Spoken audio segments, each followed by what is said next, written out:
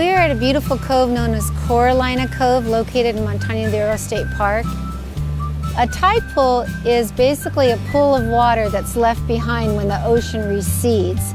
So tide pooling is when one goes out to look in these pools of seawater for interesting animals that have their homes in this beautiful coastline. When you enter the tide pool, you'll notice a lot of channels of water. And if you look in these channels of water, you'll see a lot of sea anemones, sea urchins that are burrowing depressions in the rocks, a sea star, and possibly even an octopus. What do you see? Oh, is that this spiny animal? That's the sea urchin, a purple sea urchin. Sea otters eat so many sea urchins that their teeth turn purple. But you never touch an animal with dry fingers. You always wet your fingers first.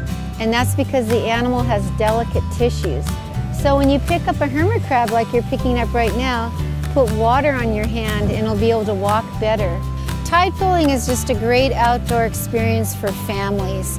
It allows youth to explore areas that are very rarely seen, as typically the rocky tide pools are covered in seawater and you'd have to go snorkeling or scuba diving to see these animals.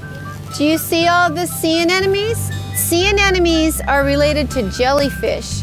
The tentacles are green because there's a blue-green alga that lives in the tissue of the sea anemone. It's really important before you go to check your local tide books to ensure that you are going at a low tide. And a low tide is when the ocean recedes and you have an opportunity to see animals that typically live underwater. Oh, you guys found something really neat. It's called a giant gumboot chiton. And it's the largest species of chiton in the world. It has an orange foot, one foot that it walks on, and its mouth looks like a file. It's called a radula. And it basically scrapes the alga off the rocks.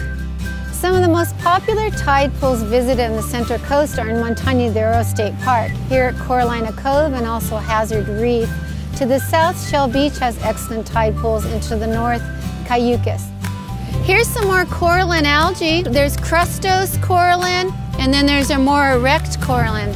That's how this cove got its name. It's called Coralina Cove.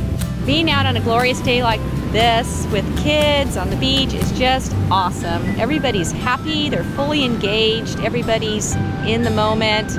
It really doesn't get any better.